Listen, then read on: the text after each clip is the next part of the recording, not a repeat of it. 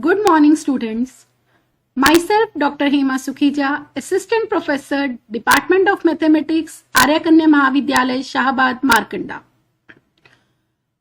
My topic of presentation is wave equation today. And all of you are familiar with wave. Wave is an disturbance.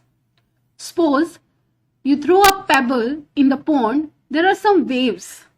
Now we are studying today one-dimensional wave equation and two-dimensional wave equation.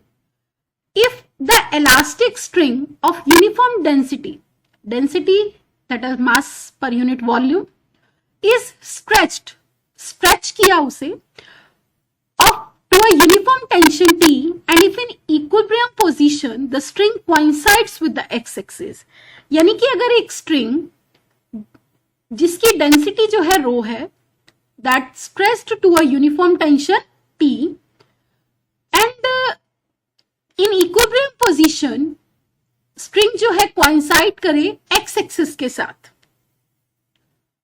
then when the string is slightly, फिर equilibrium position से फिर से उसे stretch थोड़ा सा disturb किया गया, तो जो डिस्प्लेसमेंट वहां पर क्रिएट हुई, that's transverse displacement u, that's a function of x and t, that satisfies this partial differential equation. That partial differential equation is curly to u by curly x2, that's equal to 1 by c square curly to u by curly t2. It is called one dimensional wave equation. क्योंकि जो disturbance है वो हमारी किसी एक particular axis के along है, x axis के अलोंग है. सो जो डिस्प्लेसमेंट u है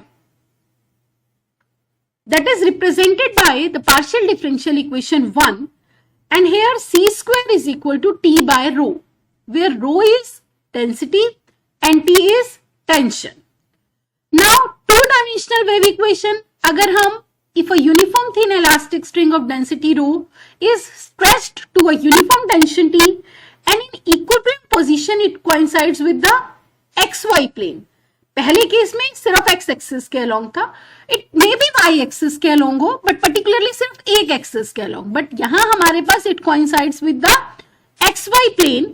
Then the small transverse vibration of the membrane, उस टाइम हम वर्ड यूज करते हैं membrane, तो जो उसमें मेम्ब्रेन में जो वाइब्रेशन क्रिएट हुई that are governed by the partial differential equation curly to u by curly x2 plus curly to u by curly y2, that's equal to 1 by c square curly to u by curly t2, and this is called two-dimensional wave equation. Again here c square is t by rho, t is the tension and rho is the density of.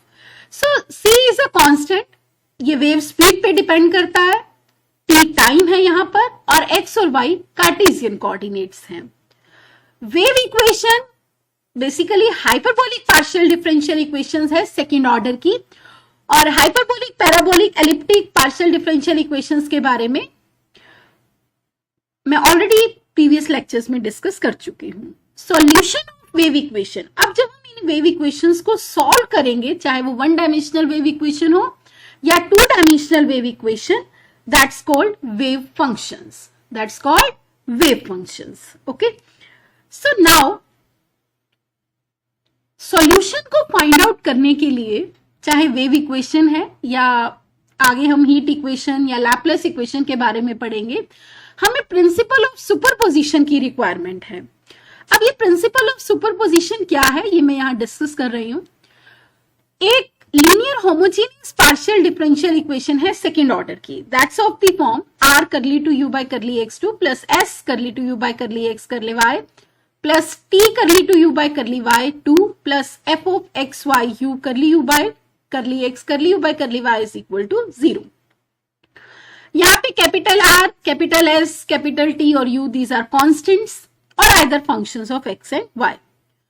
अब अगर हमारे पास इस particular second order partial differential equation के solution u1, u2, u3, un, इस तरह से infinite set of solutions हैं xy प्लेन में, तो जो सीरीज बनेगी summation n running from 1 to infinity un, वो कन्वर्जेंट होगी, and is differentiable term by term in R. तो principle of superposition says that कि जो series है convergent है, इसका definite answer आएगा that's equal to UC, and this is also a solution of the given equation in the region R. Okay, so this R is different from this R. It's just a notation. You can replace it with R, set of real numbers it is. Now, the next जो हमें wave equation के solution find out करने के लिए use होता है, तो superposition का बेसिक प्रिंसिपल क्या हुआ कि अगर आपके पास u1, u2, u3, un infinite solutions हैं given second order partial differential equations के, तो उनसे जो सीरीज बन रही है summation n running from 1 to infinity un, वो भी उसका सॉल्यूशन होगा. After then method of separation of variables use करेंगे हम वेव इक्वेशंस को सॉल्व करने के लिए. फॉर एग्जाम्पल, अगर आप इस इक्वेशन को देखें तो यहाँ पे x और y दो इंडिपेंडेंट वेरिएबल है, और जो फंक्शन u है that's a function of x and y, that depends on x and y. तो आप क्या करिए, सपोज करिए कि इक्वेशन 4 का जो सॉल्यूशन है उसमें x की टर्म्स सेपरेट कर ली और y की टर्म्स सेपरेट हो गई, यानी कि हमारे पास दो फंक्शंस आ गए, capital X that's a function of x and capital Y that's a function of y. अब इक्वेशन 4 कुछ इस तरह से अरेंज हो गई कि जितना भी x का एक्सप्रेशन था या जिसमें डेरिवेटिव d था, d means d by dx, d prime stands for d by dy, तो x वाली सभी टर्म्स एक साइड पर आ गई और y वाली सभी टर्म्स एक पे, यानी कि एक पार्ट लेफ्ट साइड पर है और दूसरा राइट हैंड साइड पर. सेपरेट हो गए, वेरिएबल सेपरेट हो गए, तो इसीलिए इस मेथड का नाम है सेपरेशन ऑफ वेरिएबल्स. अब हमारे पास जो इक्वेशन 4 है वो सेपरेट हो गई वेरिएबल्स x और y में. अब आप बताइए, जो इक्वेशन 6 है दोनों वेरिएबल्स अलग अलग हैं, एक x में है एक साइड और दूसरी साइड y वेरिएबल में है और दोनों बराबर हैं. x और y दोनों इंडिपेंडेंट वेरिएबल्स हैं. Then how they are equal?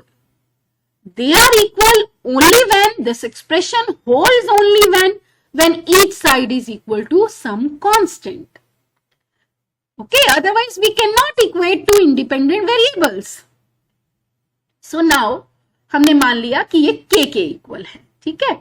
तो इस तरह से हमारा जो एक्सप्रेशन है वो k के इक्वल हो गया, और यहां से अब हम दोनों इक्वेशंस को, इक्वेशन 7 और 8 बनेंगी, यहां से हम method of ordinary differential equations apply करके कैपिटल x और कैपिटल y कैलकुलेट करेंगे, और x और y की जो वैल्यूज हैं वो हम फिर इक्वेशन नंबर 5 में पुट करेंगे और यहां से हमें u मिल जाएगा, सॉल्यूशन मिल जाएगा. And this solution is also called product solution, क्योंकि यहाँ पे आप देखिए कहीं ना कहीं कैपिटल x और कैपिटल y का प्रोडक्ट हो रहा है, ठीक है. So this is the method of separation of variables. Now we will solve one dimensional wave equation. Solution हम करेंगे by the method of separation of variables. देखिए किस तरह से होगा. आपके पास one dimensional equation, wave equation है, curly to u by curly x2 that's equal to 1 by c square curly to u by curly t2. The one point is here, you should know कि one dimensional wave equation क्या है, two dimensional wave equation क्या है. These can be compulsory questions in the examinations कि that can be short type questions कि state one dimensional wave equation, define two dimensional wave equation. आपको हर term का meaning पता हो कि u क्या है, x क्या है, t क्या है, c क्या है.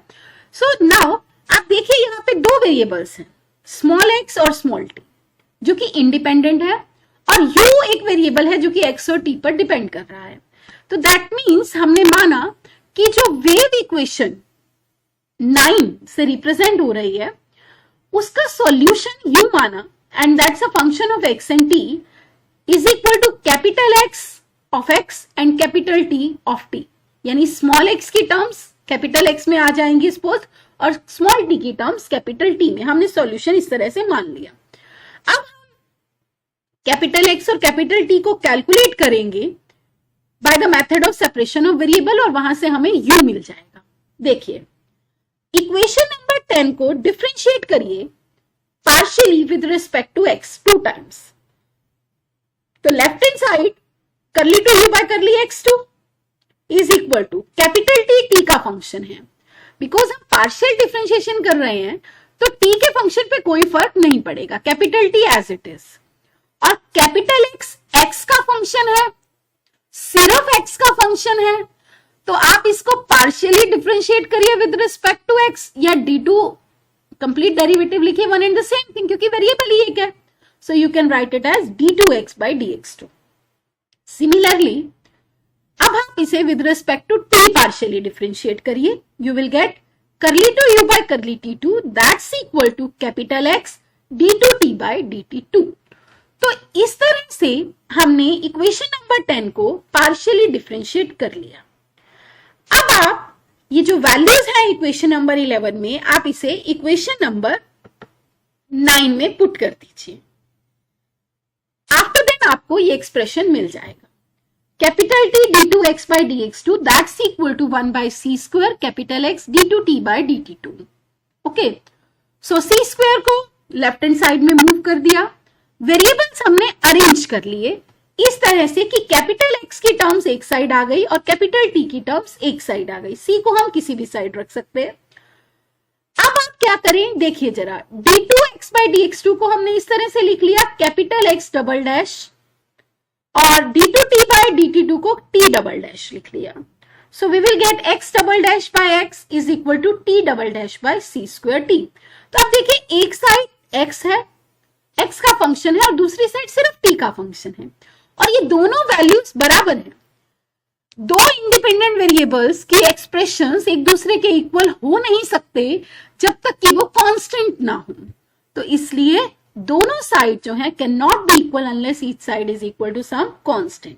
Okay, so now it means जो एक्सप्रेशन है d2x by dx2 by x वो भी k के इक्वल हो जाएगा, और दूसरा expression 1 by c square t d2t by dt2 वो भी k के इक्वल हो जाएगा। अब हमारे पास तीन केसेस हैं। k जो है यहाँ पे हमने इसको कह दिया सेपरेशन कांस्टेंट। सेपरेशन कांस्टेंट क्यों नाम दे दिया, क्योंकि वेरिएबल सेपरेशन किए, सेपरेट किए, वहां से कांस्टेंट हम ले रहे हैं, तो दैट्स कॉल्ड सेपरेशन कांस्टेंट। सब k की तीन वैल्यूज आ रही हैं, तीन पॉसिबिलिटीज है, या तो नंबर ग्रेटर देन 0 होगा, या लेस देन 0 होगा, या इक्वल टू 0 होगा। तो पहला केस लेते हैं जब k ग्रेटर देन 0 है। ग्रेटर देन 0 नंबर है उसको हमने p स्क्वायर की फॉर्म में लिख लिया। So you will get 1 by x d2x by dx2 is equal to p square, 1 by c square t d2t by dt2 is equal to p square. तो यहां से d2x by dx2 हो गया कैपिटल x p स्क्वायर। तो यहां से आपको expression मिल गया d2x by dx2 minus X P square is equal to 0।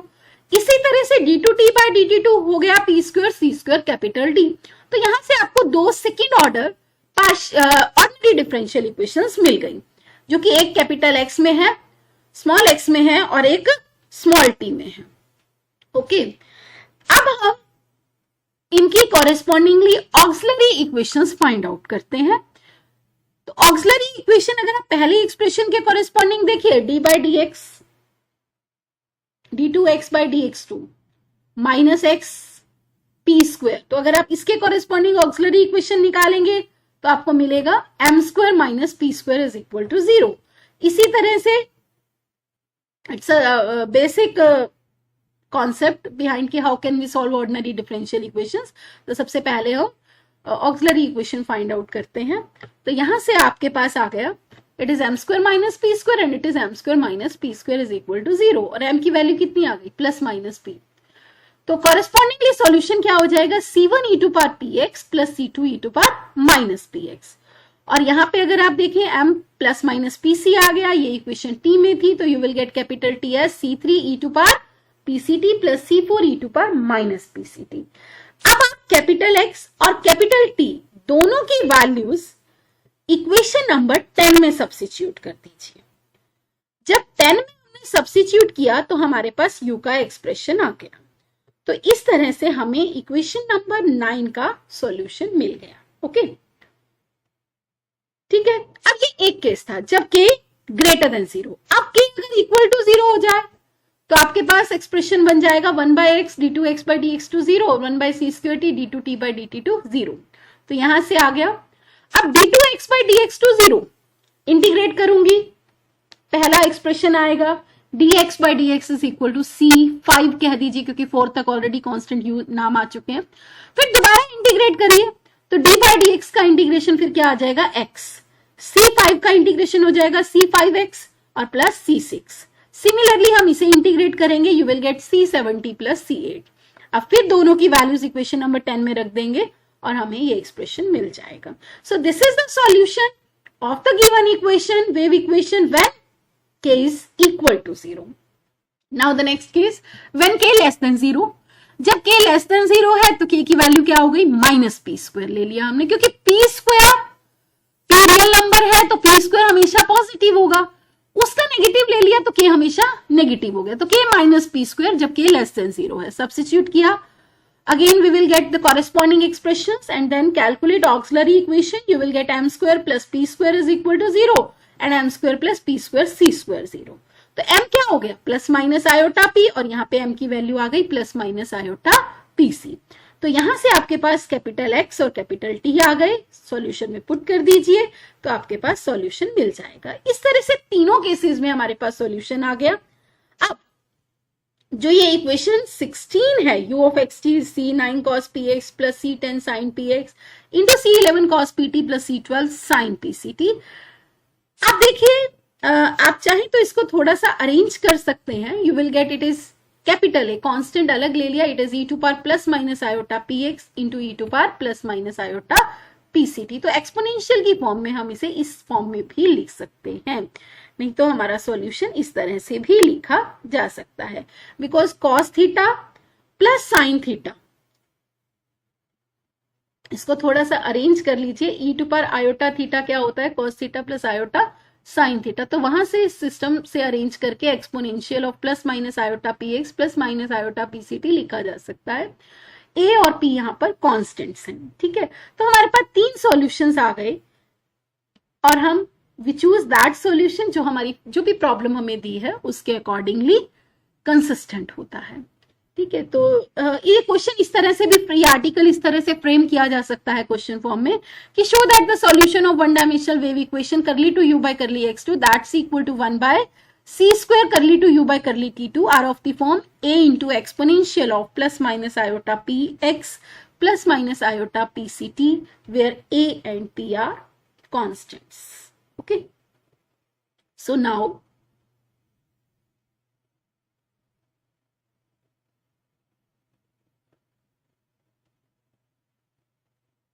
the next article, to find the displacement or deflection of the vibrating string of length a whose ends are fixed, यानी कि यहां पे end fix है, f of x initial displacement दिया है और g of x initial velocity दी है, तो दैट मीन्स आपको स्टार्टिंग पॉइंट पे डिस्प्लेसमेंट की वैल्यू दी है, डिस्प्लेसमेंट को हमने u से इंडिकेट किया है, और इनिशियल वेलोसिटी, जब हम डिस्प्लेसमेंट को with respect to time differentiate कर दें देन वी गेट वेलोसिटी। तो इस तरह से आपको इनिशियल पॉइंट पे वैल्यूज दी हुई हैं। तो हम एक अगर स्ट्रिंग लें जिसकी लेंथ a है along the x axis with its ends fixed at the point o and a, तो आप देखिए इस तरह की ये जो वेव है रिप्रेजेंट हो रही है, वेव हमने एक पर्टिकुलर वेव को लिया है, u डिस्प्लेसमेंट है जो कि x और t पर डिपेंड कर रही है। देखिए, सो करली to u by curly x2 1/c² करली to u by curly t2, x की वैल्यू 0 और a के बीच में है, यहां से देखो x lies between 0 and a, x lies between 0 and a और t जो है ग्रेटर देन 0 है। बाउंड्री कंडीशंस हमें दी है u0t, क्योंकि इनिशियल डिस्प्लेसमेंट दी है f of x और g of x initial velocity दिया है, और एंड फिक्स है। एंड कैसे हैं, फिक्स हैं, ये देखिए ये जो एंड है ये हमारे फिक्स हैं। That means 0t is equal to UAT is equal to 0। अब इनिशियल कंडीशंस क्या है? Ux0 यानी जब टाइम 0 है, इनिशियल स्टार्ट का मतलब t0 यानी Ux0 is equal to f of x and curly u by curly t।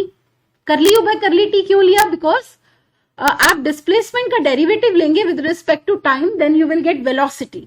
So initial velocity हमें g ऑफ x दी है। आप स्टेटमेंट देखिए कि g of x is the initial velocity of the string. g of x is the initial velocity of the string. तो curly u by curly t किसके equal हो गया? g ऑफ x की, when time is equal to 0। तो again आपके पास दो variables हैं, capital x, दो वेरिएबल स्मॉल x और स्मॉल t है। तो हमने सॉल्यूशन को मान लिया। अब हम प्रीवियस आर्टिकल की तरह method of separation of variables apply करेंगे, तो आपको एक्सप्रेशन नंबर 22 मिलेगा।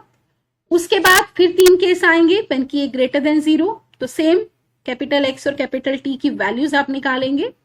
उसके बाद सॉल्यूशन आ गया इक्वेशन नंबर 23 से।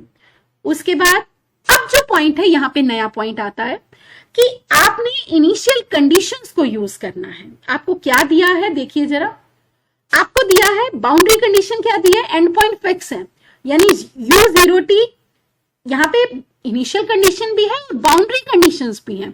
U0t is equal to UAT is equal to 0, यानी कि जब x की वैल्यू 0 है और x की वैल्यू a है तो ये t है। आप इस डायग्राम से देखिए, ये 0, यहां पे आपके पास x 0 है और यहां पे आपके पास x a है, और दोनों ही केसेस में u की वैल्यू कितनी है? 0। तो ये दोनों एंड पॉइंट फिक्स हैं। तो ये बाउंड्री कंडीशन है। तो ये बाउंड्री कंडीशन आप यूज करिए। क्या कंडीशन है?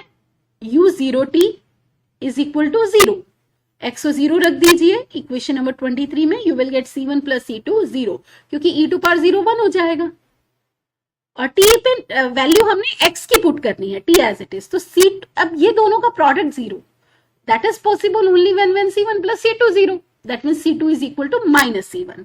अब हम इसी तरह से x को a रखेंगे। जब हम x को a सब्स्टिट्यूट करेंगे, बिकॉज u ऑफ at भी 0 दिया है, तो यहां से अब e to power pa minus C2 जो है किसके इक्वल है? अभी माइनस C1 के, वो सब्स्टिट्यूट कर दीजिए।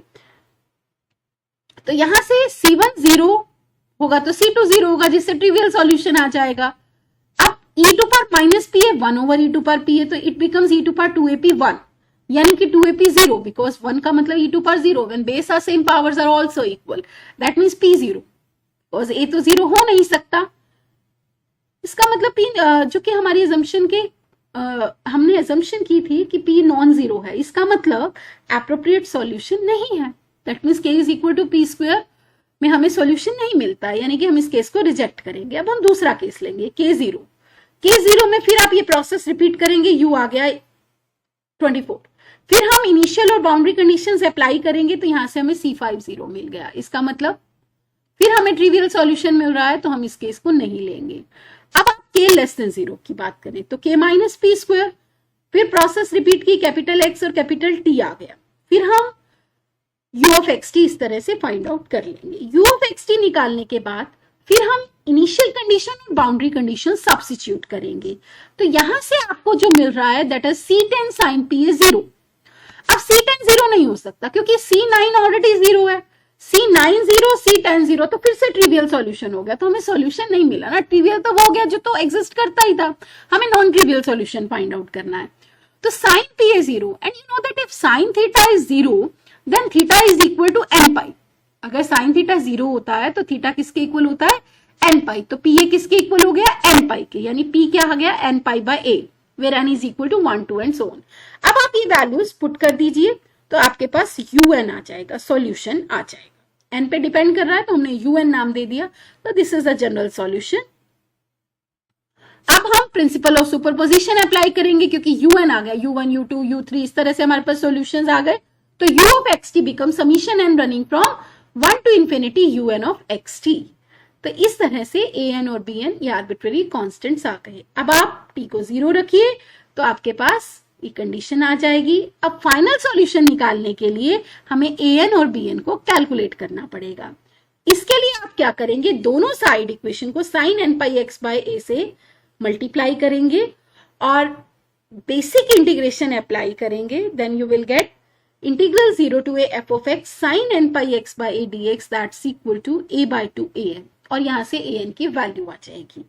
फिर हम करली u by करली t, क्योंकि वेलोसिटी पे भी कंडीशन है, तो u आपके पास आ चुका है। अब यहां से आप पार्शियल डिफरेंशिएशन करिए विद रिस्पेक्ट टू t, तो summation n running from 1 to infinity sin n pi x by a as it is. अब आप इसे जब डिफरेंशिएट करेंगे यू विल गेट cos का जो डेरिवेटिव आएगा दैट इज माइनस साइन, ठीक है, और इनटू क्या हो जाएगा n pi c by a, और साइन का derivative cos n pi ct by a into n pi c by a। तो वो अप्लाई करने के बाद फिर आप t को यहाँ 0 रखेंगे और फिर sine n pi x by a से मल्टीप्लाई करेंगे। जब आप मल्टीप्लाई करेंगे तो यहाँ फैक्टर आएगा sine n pi x by a into sine n pi by x a, n pi x by a। यहाँ पे आप इंटीग्रेशन लिमिट लेंगे 0 to a, और वहां से आपको सॉल्यूशन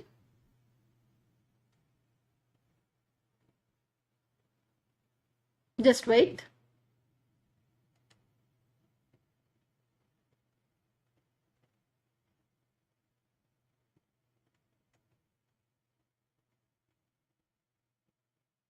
देखिए जरा एक सेकेंड। हाँ देखिए, सो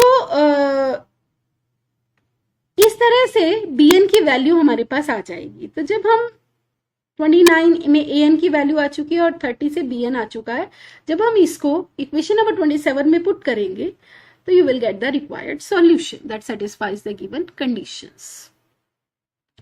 this is the framing of the question. A string is stressed to the two fixed points distant a apart. Motion is started by displacing the string in the form of u is equal to u naught sin pi x by a, यानी कि आपको initial value दी है from which it is released at time t0। तो हमें displacement निकालनी है at any point at a distance x from one end at the time t. So this question is similar to the previous article. Now, two-dimensional wave equation solution by the method of variables. यहां पे क्या होगा कि हमारे पास displacement जो है, transverse vibrations जो है क्रिएट हो रही है एक्स और वाई दोनों के, यानी कि करली two you by curly x2 plus करली two you by curly y2 is equal to 1 by C square curly two you by curly t2। तो method of separation of variables जब आप अप्लाई करेंगे तो यहाँ पे आपके पास 3 वेरिएबल आ जाएंगे, स्मॉल x, स्मॉल y और स्मॉल t, ठीक है। फिर प्रोसेस ऑलमोस्ट सिमिलर है वन डायमेंशनल वेव इक्वेशन की तरह। अब हम इसको डिफरेंशिएट करेंगे। सब्स्टिट्यूटिंग, सबसे पहला काम क्या करना है कि जो u की वैल्यू है वो इक्वेशन नंबर 31 में पुट करिए। तो जब आप करली to u by curly x2 निकालेंगे तो y और t क्योंकि इंडिपेंडेंट है एज इट इज, ठीक है। यहाँ पे जो u है x, y और t तीन वेरिएबल्स पे डिपेंड कर रहा है, तो कैपिटल y और capital t as it is x double dash. इसी तरह से जब with respect to y derivative ले रहे हैं तो x और t एज इट इज, और जब विद रिस्पेक्ट टू t ले रहे हैं तो x और y एज इट इज। फिर हमने अरेंज किया तो x double dash by x plus y double dash by y is equal to t double dash by C square t। After then क्योंकि x, y, t तीनों ही independent variable हैं तो हमें constants इस तरह से चूज करने पड़ेंगे कि ये इस तरह से कॉन्स्टेंट्स आए ये इसके बराबर हो, ठीक है, क्योंकि वेरिएबल इंडिपेंडेंट है इसलिए वेरिएबल नहीं रहना चाहिए। तो इसका जो हमने चॉइस ली वो इस तरह से ली कि x double dash by X minus के square, y double prime by Y minus L square और t double prime by C square t minus of K square plus L square हो, तभी वो एक्सप्रेशन इक्वल बनेगा। फिर हम solutions निकालेंगे तो कैपिटल x आएगा क्योंकि यहां से इक्वेशन क्या बनेगी, जैसे पहले किया x double prime is equal to minus के स्क्वायर एक्स, ठीक है। तो आपके पास फिर आप ऑक्सिलरी इक्वेशन कैलकुलेट करेंगे, you will get capital x as c1 cos x plus c2 sin kx।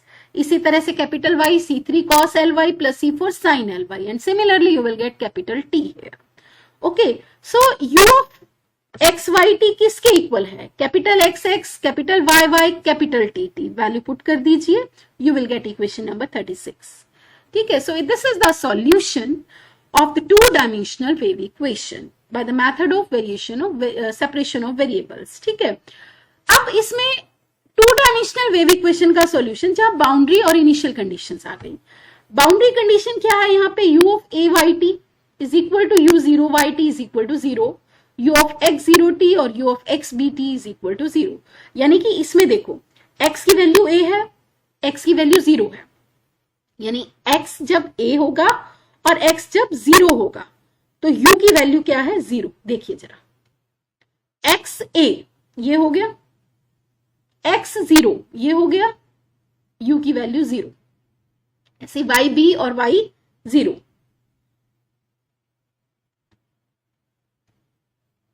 Next देखिए आप, u of x0t u of xbt is equal to 0, ठीक है। और इनिशियल कंडीशंस क्या है, टाइम 0, जब टाइम क्या है 0 तो u की वैल्यू कितनी है f ऑफ xy, और करली u by curly t it's a velocity, जब टाइम 0 है तो किसके इक्वल है g ऑफ xy, ठीक है। So we can show it by this diagram. And now again हम क्या करेंगे, हम सॉल्यूशन फाइंड आउट करेंगे जैसे हमने पहले किया अभी 2 डायमेंशनल वेव इक्वेशन में, और बाद में कंडीशंस यूज करेंगे, u of 0yt u of ayt, यानी कि x को 0 रख दीजिए तो आपके पास c1 आ गया 0, ठीक है। जब हमने फिर c1 को 0 ले लिया और x को a रख दिया तो हमें मिला sin ka 0। जब sin ka 0 है तो अगेन sin थीटा 0 कब होता है, जब थीटा n पाई होगा, तो k हो गया m पाई बाय a, ठीक है। फिर हम बाउंड्री कंडीशंस यूज करेंगे तो हमारे पास जो सॉल्यूशन आ जाएगा u of xyt is equal to c2c4 sin m pi x by a sin n pi y by b into c5 cos pt plus c6 sin pt, ठीक है।